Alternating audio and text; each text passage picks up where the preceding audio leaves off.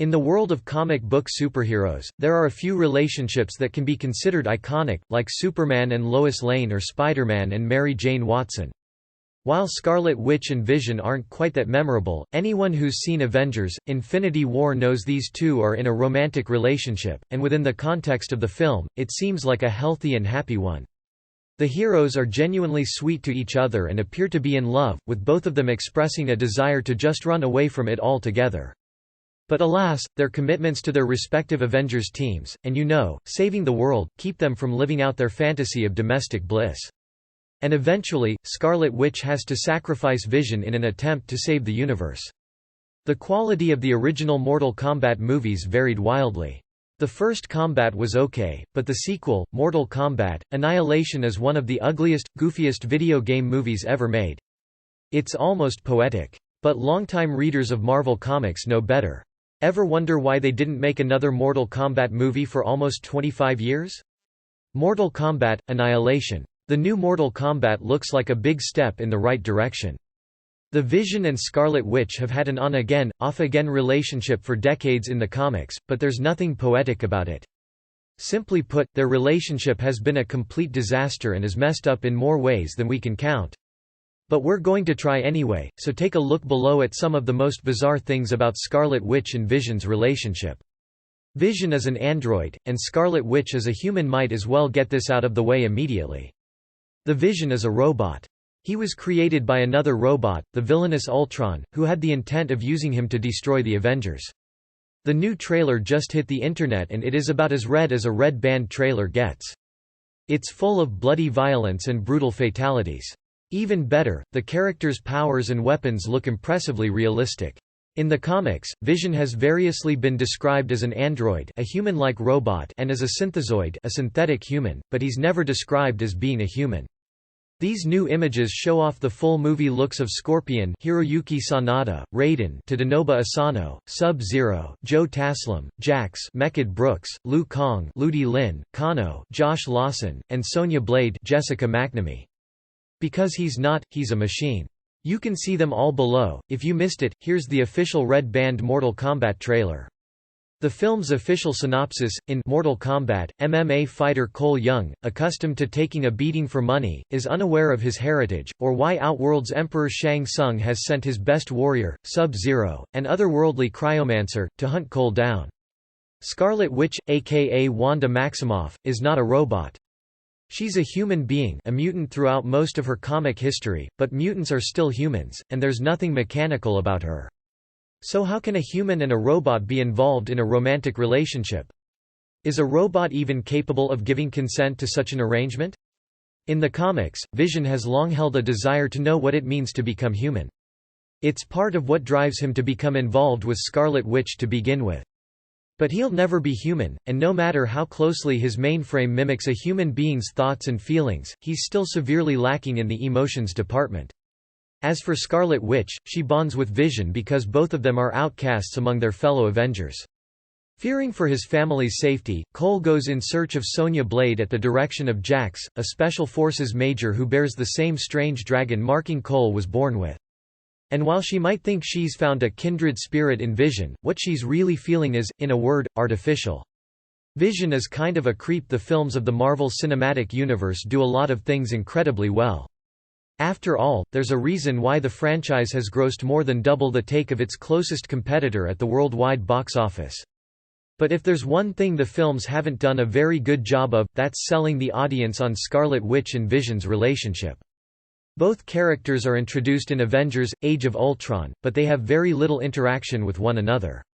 It isn't until Captain America: Civil War when their relationship starts to develop, and it does so under some pretty unsettling circumstances. One scene in particular that stands out among their courtship is when Vision goes to Wanda's room to check on her.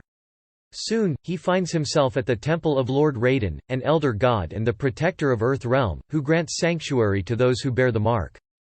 Here, Cole trains with experienced warriors Liu Kang, Kung Lao and rogue mercenary Kano, as he prepares to stand with Earth's greatest champions against the enemies of Outworld in a high-stakes battle for the universe. Instead of knocking on her door and asking to enter like a normal human would do, another strike against robots, Vision uses his phasing power to simply coast through her wall without saying a word, completely barging in on her. But will Cole be pushed hard enough to unlock his arcana, the immense power from within his soul, in time to save not only his family, but to stop Outworld once and for all? Mortal Kombat premieres in theaters and on HBO Max on April 16.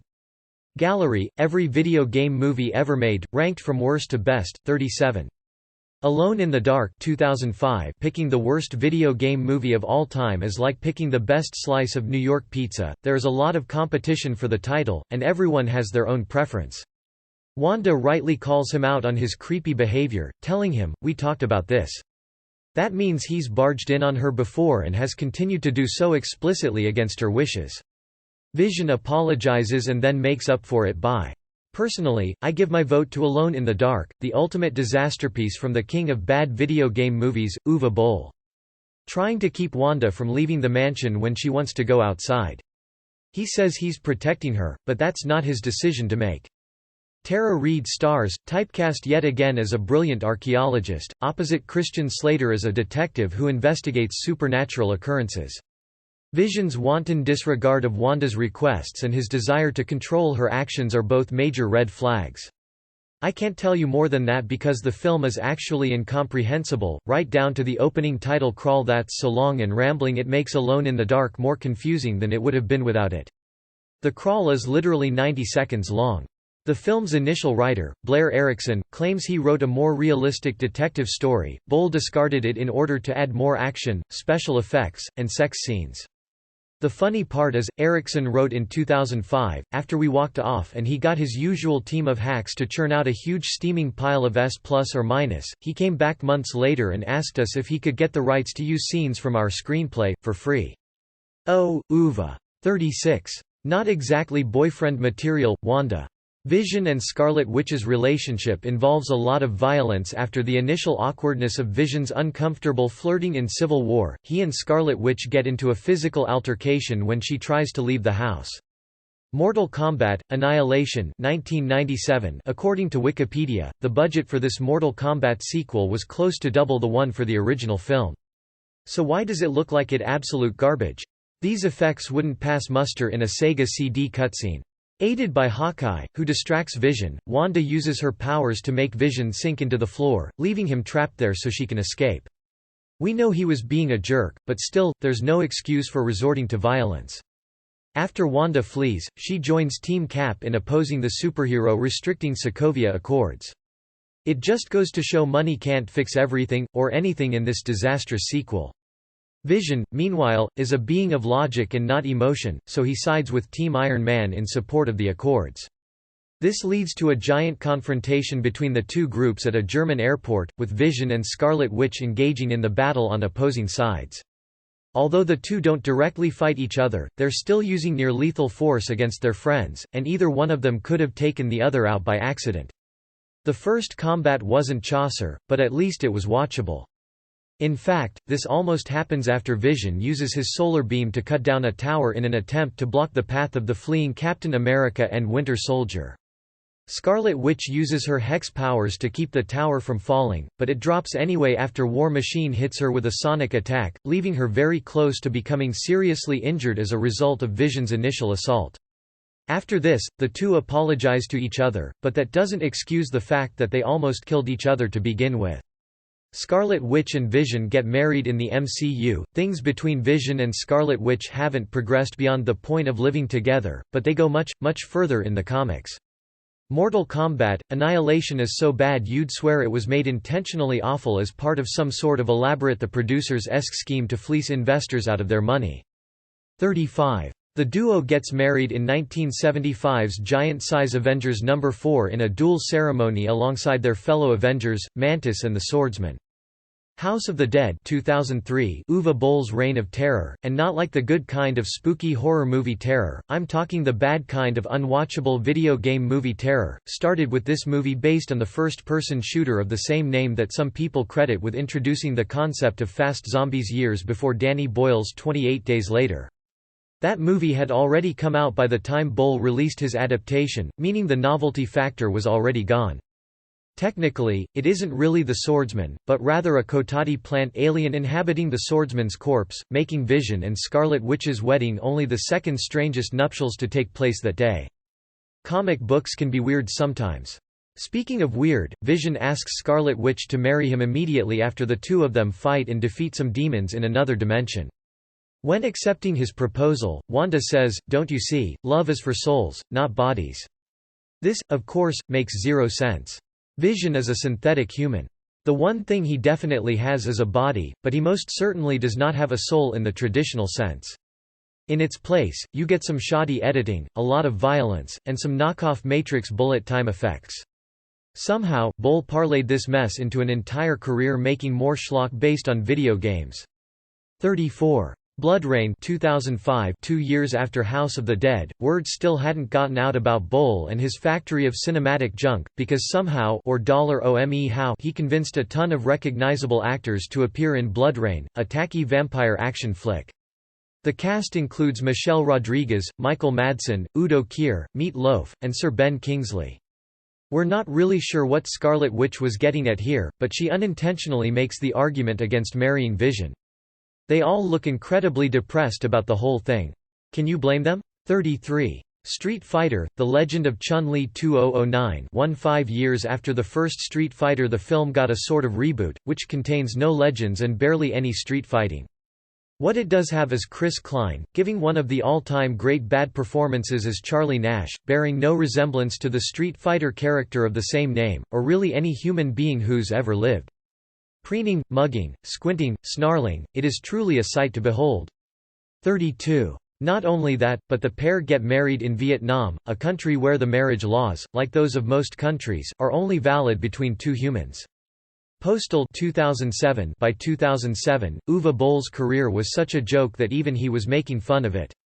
No robot-human unions are permitted.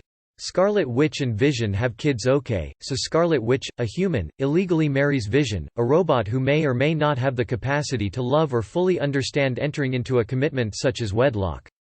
In Postal he has a small role as himself, a terrible movie director and theme park owner who gets shot in the crotch and then yells, "I hate video games."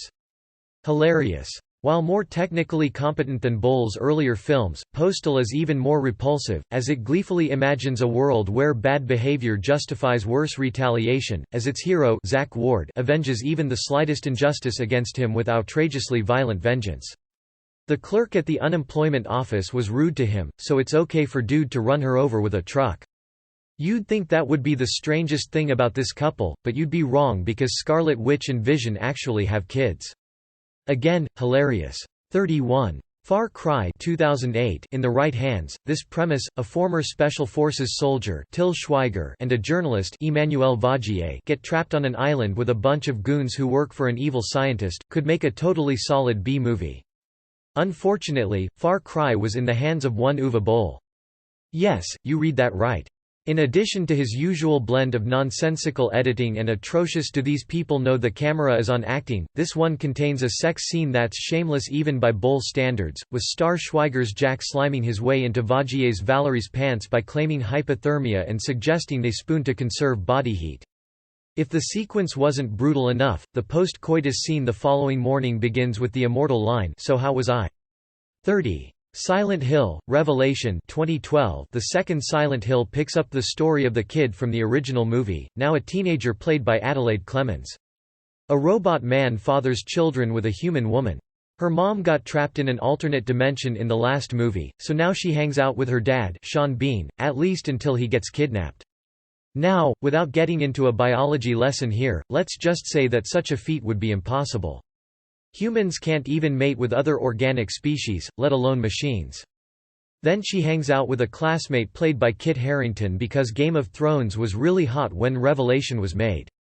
But the comics get around this impossibility by way of convoluted even by the standards of video game movies, with monsters and multiple dimensions and crazy cults and seals of Metatron, plus weaker effects than the previous effort. Do yourself a favor and stick to the first Silent Hill. 29. Wait for it, magic. Scarlet Witch explains to Vision that she conceived when magic from some defeated witches was funneled through her as Vision held her, saying that while it was happening, she wished for a child and felt his love all around her. Yikes. After having a relatively normal pregnancy, Wanda gives birth to twin boys, William and Tommy, in 1986's The Vision and the Scarlet Witch No. 12 in a story titled Double-Sized Climax. You can't make this stuff up, folks. Tommy is named after the man who created the original Human Torch, the android whose body became Vision, while William was named for Simon Williams, the man whose brain Vision's mind is based on. In the Name of the King, A Dungeon Siege Tale 2007. In the Name of the King, A Dungeon Siege Tale is one of 4 films Uwe Boll made in 2007. He may not be good, but the dude is fast. This one's got fantasy-adjacent shenanigans starring Jason Statham, Lily Sobieski, and, of all people, Burt Reynolds. So basically, just to reinforce that their father is not human, Wanda names her kids after the originators of Vision's synthetic body and mind. Ouch. As it turns out, their kids are fake. Just a few years after Scarlet Witch and Vision defy the odds and have children, those kids are taken away from them in one of the most cruel and unusual ways possible. In the Name of the King is slightly less incompetent than the average Boll trash fire, which means it's bad and boring as opposed to so mind-warningly dreadful that it possesses a kind of trainwreck watchability. After 5 Boll jams, I'm officially running out of synonyms for awful to describe all these checks thesaurus repellent movies, so let's just move on. 28. Double Dragon 1994. For some reason, the movie version of this classic arcade beat-em-up complicated the simple premise: 2 brothers fight to rescue a girl from a bunch of gangsters, with all kinds of sci-fi trappings. So how does that happen? Well, given that many comic book storylines run for decades, their writers frequently employ a technique known as retconning in order to keep things fresh and sort of making sense. A retcon is when a writer essentially changes the history of a character, usually one written by a different writer, by saying that whatever was depicted in the past never happened and this new thing that's being written is actually true. Now Billy Scott Wolf and Jimmy Mark Dacascos fight an evil businessman Robert Patrick, dressed and styled like Vanilla Ice's evil stepdad, for control of a magical necklace in a ruined future Los Angeles threatened with acid rain and other natural disasters. The dystopian trappings are bizarre and totally out of place, but they do contribute some genuinely impressive visuals, including some of the most beautiful matte paintings you'll find in a movie of this era. One recent example of a retcon applies to the Scarlet Witch herself, as after decades of being known as a mutant, someone who's born with their superpowers, her backstory was retconned to make her a non-mutant human who gained her powers via experimentation by supervillain the High Evolutionary. As for the retcon concerning the children of Vision and Scarlet Witch, that occurs in 1989's Avengers West Coast No. 52. In the story, the demon Mephisto, while using a possessed man called Master Pandemonium as his unwitting pawn, absorbs the twins into his own body. They become Master Pandemonium's hands for a minute. It's bonkers. Apparently, Thomas and William were not actual people. Also, the Double Dragon video game exists in this world, and is featured on-screen, so enjoy trying to make sense of that. 27. Rather, they were fragments of Mephisto's soul that had manifested into childlike apparitions by way of the magic Scarlet Witch used to get herself pregnant. Tekken 2010. Passable fight scenes aside, this adaptation of the long-running series plays like a porn parody version of The Hunger Games minus the sex scenes, right down to the female fighter Christy, played by Kelly Overton, who wears what I can only describe as butt cleavage pants in almost every scene. My Tekken knowledge is a little rusty. Is the idea that Christy was a plumber before she became one of the world's most elite capoeira masters? 26. Doom 2005. Although he eventually became the biggest movie star in the world, the early years of Dwayne Johnson's transition from wrestling to Hollywood were bumpy. His low point came in this dreadful horror thriller based on the iconic 90s series of first-person shooters. The one long shot that apes the point of view of the games is interesting from a formal perspective, the rest leaves a lot to be desired, including The Rock's performance, which goes a long way towards explaining why he's so rarely played villains since this movie. 25. You know, that old chestnut. Oh wait, their kids are real. For a long time, the status quo remained that Scarlet Witch and Vision's kids were not real. This, understandably, caused great strain on their relationship, and it also had a tremendous effect on Wanda's life moving forward. Lara Croft Tomb Raider, The Cradle of Life 2003. Jan de Bont is a slight upgrade over Simon West in the director's chair, and the opening of the one Jolie Tomb Raider sequel, with Jolie's Lara Croft raiding an aquatic tomb belonging to Alexander the Great, then escaping a watery grave by punching a shark in the face and riding it back to the surface, is a hoot. It's all downhill after that, and the end is a colossal disaster, although Ciarán Hinds gives good baddie as a scientist looking for the ultimate biological weapon. 24. DOA, Dead or Alive 2006. Hong Kong action legend Corey Yuen was clearly overqualified to direct this exploitative flick about a fighting tournament that appears to have no rules beyond the unspoken one dictating that the buxom women in the cast must never wear pants. Yen's energetic fights deliver a few memorable moments along with the hilarious sight of Eric Roberts as the world's greatest martial artist, but the crass and constant objectification of the female stars, including Jamie Presley, Devon Aoki, and Holly Valance, is so over the top it's kind of embarrassing. The memory, or in some storylines where she was amnesiac, missing memory, of her children drove Scarlet Witch mad, and at multiple times, she lashed out with earth-changing consequences. Weird but true, DOA, Dead on Arrival was co-written by Pretty Woman screenwriter JF at some point. The writers at Marvel must've felt bad for her because they decided to pull another retcon and declare that Scarlet Witch and Vision's kids existed after all. In the comic series Young Avengers, we're introduced to two members of the titular team, Wiccan real name William and Speed real name Thomas. They're both mutants, with Wiccan having similar powers to Scarlet Witch and Speed having the same power set as Scarlet Witch's twin brother, Quicksilver. Lawton I guess because someone thought if he could write a movie with one pretty woman in it, he could also write a movie with several pretty women and Julia Roberts' brother in it. 23. The two youngsters soon discover that they're long-lost twin brothers, and not only that, but they claim they're the same William and Thomas who were the sons of Scarlet Witch and Vision. Super Mario Bros. 1993, the very first video game movie, set the tone for what was to come. Nobody could quite decide what sort of movie to make and the result was a baffling mess. After some hemming and hawing, everyone agrees that they are the kids of the two Avengers, as it's explained that Wiccan and Speed are the reincarnated souls of the long-thought non-existent, magical offspring. Directors Rocky Morton and Annabelle Yonkel had previously created Max Headroom, and they brought a funky vibe to the movie, until they were then shut out of both reshoots and the editing room, as the production went so far off the rails that the only way stars Bob Hoskins and John Leguizamo could get through the days was by drinking whiskey between takes, leading to an on-set accident in which Leguizamo drunkenly crashed a truck and Hoskins broke his hand. With all of that said, Super Mario Bros. At least has a welcome WTF quality going for it, as it swaps out the brightly colored aesthetic of the original games for a bleak dystopian world populated by creepy dinosaur men and Dennis Hopper. It's not necessarily good, but it is at least memorable. 22. Warcraft 2016. Making a video game movie is so hard it even got the better of Duncan Jones, the talented filmmaker behind Moon and Source Code. Can non-existent beings have souls? In a world where robots can make babies, why not? Scarlet Witch dates another guy with Vision's brain. When Ultron first creates the Vision, he bases Vision's mind on the brain patterns of the Avenger Wonder Man, aka Simon Williams. Over the years, this leads to a lot of confusion over how much of Vision's thoughts and feelings are really his own, and how much is just coming from Simon. Eventually, Vision is killed and then rebuilt. This happens to him a ton of times in the comics, so don't be surprised if he's rebuilt in the MCU, and Simon refuses to let his brain patterns be used again in the new Vision. As a result, Vision is reduced to an unfeeling, emotionless robot, one who couldn't possibly give Scarlet Witch the love she deserves. So Wanda decides to date Simon instead. To be fair, Scarlet Witch doesn't immediately start dating Wonder Man.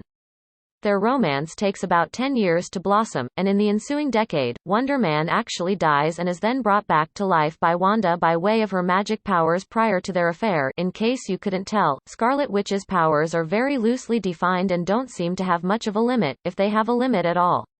In interviews, Jones blamed his disappointing version of the fantasy MMORPG on a death by 1,000 cuts, an idea that meshes nicely with the film's story of two fathers forced to make moral compromises to ensure their children's futures. Jones had his first child during the film's production. There's a kernel of something very interesting there, but it basically gets tossed aside after the 30-minute mark for a movie about a lot of big green guys bludgeoning little pink guys. 21. Their fling is short-lived, however, as Scarlet Witch still has feelings for her ex-husband, Vision. Wing Commander 1999 Wing Commander, based on the popular series of PC games, will always maintain an important place in movie history as a result of being one of the movies attached to the first trailer for Star Wars, Episode I. You know what they say, once you go Android. Scarlet Witch and Vision's relationship ends with murder, sort of. We already briefly mentioned how Scarlet Witch has gone a little nuts a few times and done some pretty bad stuff, and one of those times marked the end of her on-again, off-again relationship with Vision so far. Crazed fans would buy a ticket to Wing Commander, watch the Phantom Menace trailer, and leave, or maybe repeat that cycle over and over. After losing control of her powers and falling under the control of the villainous Doctor Doom in the 2004 comic book storyline Avengers Disassembled, Wanda launches a series of attacks on the Avengers. Even with Star Wars fanboys propping up sales, this bland sci-fi thriller grossed just $11.5 million worldwide. Without the Phantom Menace connection, I'm not sure anyone alive, including star Freddie Prinze Jr., would have any memory that this film existed. 20. Resident Evil, Apocalypse 2004. The Resident Evil franchise can be broken into two chunks, the ones Paul W. S. Anderson directed 1, 4-6, and the ones he didn't 2 and 3. One of these assaults involves her taking control of her ex's body and having him crash a jet into Avengers Mansion. None of them are classics, but the Anderson ones are better if only because of his eye for tense action setpieces, often set in claustrophobic hallways. Vision survives the crash, but Wanda uses her powers to make She-Hulk rip Vision in half, killing him once again. Vision is rebuilt, but this event proves to be the final straw for his relationship with Wanda. Despite the fact that this one is called Resident Evil, Apocalypse, this is actually just the second film out of the 6 that have been made, with Milla Jovovich's Alice the hero of the entire franchise despite the fact that her character never appeared in the Resident Evil games dealing with the first stages of a full-blown zombie virus outbreak. 19. Resident Evil, Extinction 2007. What comes after the apocalypse? Why Extinction, of course. The third Resident Evil, directed by Highlander's Russell Mulcahy, has some memorable, bombed-out Las Vegas production design, and not a whole lot else. As always, Milla Jovovich is the one dependable constant as the crusading Alice. 18. During the 2012 Avengers vs. Max Payne 2008, the Max Payne game series was known for Matrix-esque slow-mo gunplay. So of course the movie version is a turgid mystery with almost no action until the final 20 minutes. X-Men storyline, Vision finally gets the chance to confront Wanda about what she did to him. It's also got two talented stars, Mark Wahlberg and Mila Kunis, both miscast as sullen no-nonsense badasses, and a visual style stolen from the Sin City movies. Mostly boring, until the hilariously Bats finale when Wahlberg, strung out on some experimental drug that looks like Listerine, starts screaming with bugged-out eyes, gritted teeth, and flared nostrils. He essentially tells her that her actions were unforgivable, regardless of the fact that she wasn't in control of her mind when she committed them. Strange movie trivia, Max Payne is the second of 2 films made in the span of 2 years in which actress Olga Kurylenko plays a woman who can't keep her clothes on and repeatedly throws herself at a revenge-focused, personality-less killing machine with zero interest in her sexually. Hitman is the other. 17. Hitman, Agent 47 2015. Speaking of Hitman, Rupert Friend replaces Timothy Olyphant in the title role of this reboot that's basically the Terminator if the plot was a baffling mess. None of the human characters were even remotely interesting, the heroes and villains switched allegiances constantly for no reason, and the entire script sounded like it was cut and pasted from a list of the most cliched lines of dialogue in Hollywood history. This marks the end of the pair's decades-long relationship so far in the comics, but they're still going strong in the MCU. In the case of Agent 47, that's what the Hitman's friends call him, the very things that make him a great video game character, his detached demeanor, his singular focus, his total lack of goals or motivation because he was specifically designed not to have goals or motivations, also make him a terrible movie character. Rooting for him in this film is like watching a baseball game and rooting for the pitching machine. 16. The upcoming Disney Plus series WandaVision will detail the couple's relationship, and will presumably either feature a rebuilt Vision, take place in a parallel universe, or incorporate Scarlet Witch's reality warping powers. Hitman 2007. Timothy Olyphant makes a marginally better Agent 47 than Rupert Friend did in the sequel, but the truth is it doesn't matter who plays this character, because he's not a character, he's a sentient weapon with a red tie. In this particular installment, 47 is framed and then swears revenge against the people who set him up. At some points there are whole rooms full of identical bald dudes fighting each other with nothing discernible at stake. Whatever the show ends up being, you can bet it won't be nearly as bizarre as the couple's comic book history. Vision builds himself a new wife. Although his former wife is now out of the picture, Vision still feels the need for a relationship as part of his never-ending quest to become a real boy. I guess that does sort of make it like a video game. Not a good one though. 15. And let's face it, getting a date is hard enough for a regular guy, let alone an android with 2 reincarnated imaginary demon kids and an ex-wife who literally killed him. So what's a Vision to do but create himself a new wife in his own image? And in the 2016 self-titled comic book series Vision, that's exactly what he does. Vision creates himself a synthezoid wife named Virginia, and he even uses Wanda's brainwaves to do so, effectively giving her the mind of his ex, and we're back to Vision being a creep. Tomb Raider 2018. This adaptation of the video game reboot of the Tomb Raider franchise is another instantly forgettable and thoroughly mediocre Indiana Jones knockoff.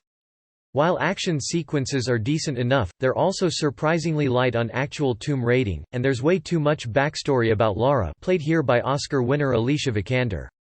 He then uses their combined brainwaves to create 2 children, son Vin and daughter Viv. They live in the suburbs, and Vin and Viv attend school. Did we really need an origin scene for her 2 pistols? 14. Street Fighter 1994. I saw Street Fighter at the movie City 5 in East Brunswick, New Jersey for my 14th birthday, and it became one of those eye-opening moments when I realized that even when a movie was based on something I loved, and starred actors I liked, it could still be terrible. Everything is great. At least this has Raul Julia as the evil warlord M. Bison, screaming and flying, and in one amusing scene, slipping out of his battle attire into something more comfortable, including changing his military cap for a military cap of a slightly different color. 13. Need for Speed 2014. A serious question, why is a movie called Need for Speed, about cars and the men who race them, 130 minutes long? It feels like a movie with that title and subject should proceed quickly, and not feel like an interminable slog. For about 5 seconds. Obviously the folks who made Need for Speed believed differently. 12. Lara Croft, Tomb Raider 2001. Despite the fact that the Tomb Raider franchise was heavily influenced by films like The Raiders of the Lost Ark, no one's been able to reverse engineer the successful games back into a creatively satisfying movie. Then the villain Grim Reaper invades their home and attacks Viv.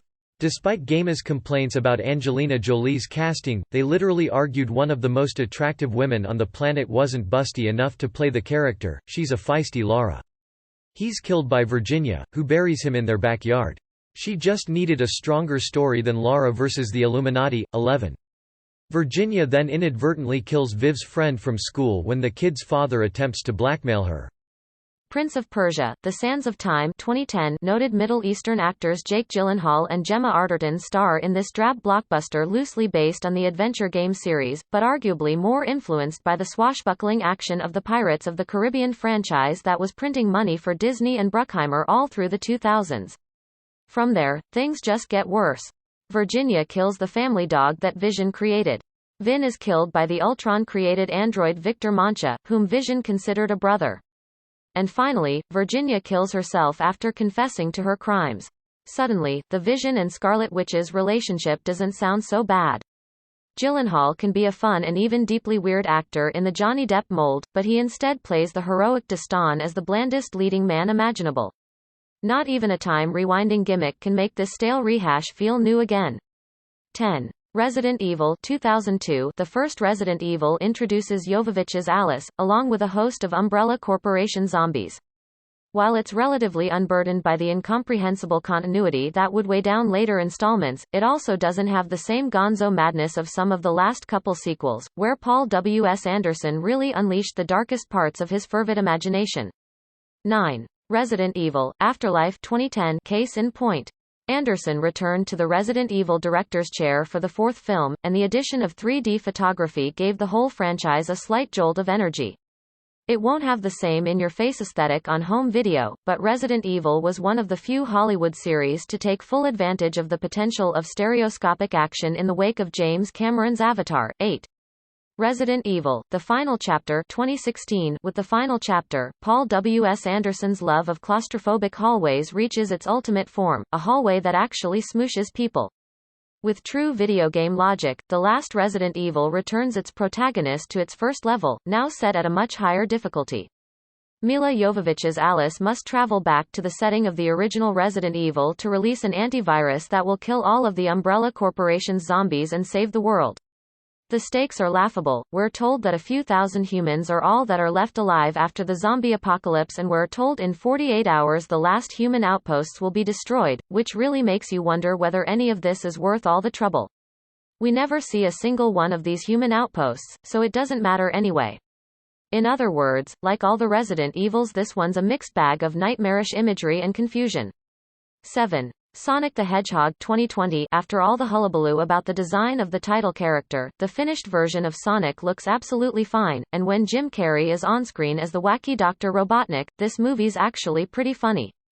Sadly, he's not on-screen very much, and the rest of Sonic is mostly zany pop culture jokes, Sonic sitting in a truck, and Olive Garden references.